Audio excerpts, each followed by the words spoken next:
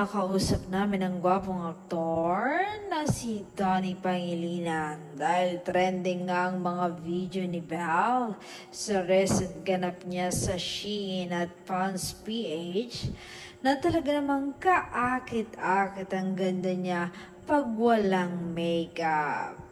Ang pasabog, pinagpili namin si Donnie Pangilinan kung naka-makeup o walang makeup si Belle. Say ng aktor, pareho pero mas lumalabas ang taglay niyang kagandahan pag wala siyang makeup. Natural.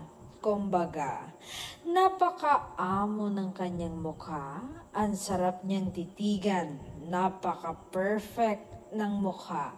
She's beautiful inside and out.